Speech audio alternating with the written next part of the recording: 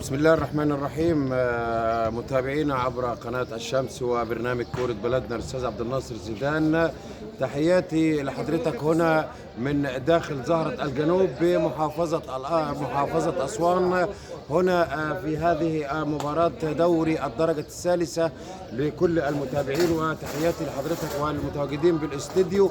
أحب أبلغ حضرتك بأن مباراة لا تقبل القسم على اثنين، مواجهة صعبة تجمع ما بين كابتن أبو بكر محمد المدير الفني لنادي الهلال، يحمل آمال الجماهير الهلال التي يريد مصالحة جماهير الهلال.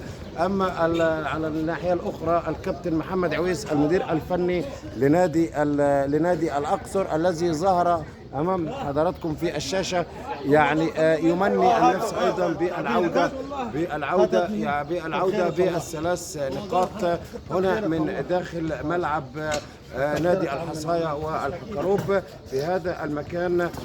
كلا المديرين الفنيين أعد العدة لهذا اللقاء على أمل أن يعود بالثلاث نقاط سواء لنادي التحرير أو سواء لنادي الأقصر. القلوب معلقة بالنتائج الأخرى في مدينة قوس.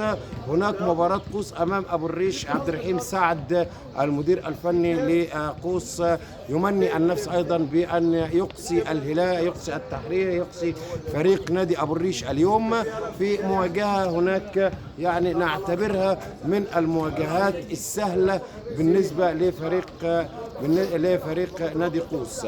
أيضا هناك على بعد خطوات من هذا المكان يتواجد ديربي آخر في هذا، يجمع ما بين إدفو وبين فريق نادي الهلال بقيادة مديره الفني كابتن محمود حجي ومحمود حسن، أيضا مدير فني مركز شباب إدفو العائد بعد غياب، وتولي الإدارة الفنية خلفا للخلوق المحترم كابتن هاني عادل الذي تقدم باستقالته.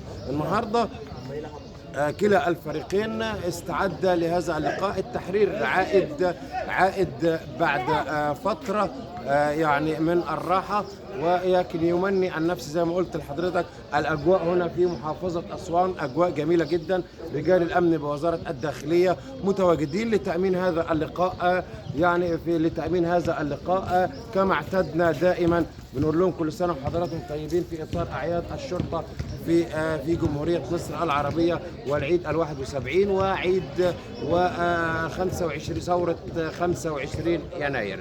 كل ما لدينا إن شاء الله التشكيل يخرج بعد لحظات بإذن الله لكلا المديرين الفنيين، مع تواجد نجوم كبيرة بتحضر لهذا اللقاء هنا في استاد الحصاية والحكروب. أحب أجيب الكاميرا لحضرتك بأنه يصل في هذه اللحظات السيد رئيس مجلس إدارة نادي التحرير القيمة والقامة المحترم الحاج طارق سليم، بيصل إلى ملعب اللقاء في هذه اللحظات. ومن قبله وصل الكابتن هاني السيد المشرف العام على قطاع كرة القدم بنادي الأقصر الرياضي، ومعاه كابتن التمن، وصلوا إلى ملعب اللقاء. هنا بنقول لأسوان شكرا جزيلا على كرم الضيافة وحسن الاستقبال منذ الوصول إلى هذا المكان. تحياتي عمرو الصاوي هنا من داخل زهرة الجنوب بمحافظة أسوان. تحياتي لك أستاذ عبد الناصر زيدان والمتواجدين في الاستديو، شكرا جزيلا لحضرتك.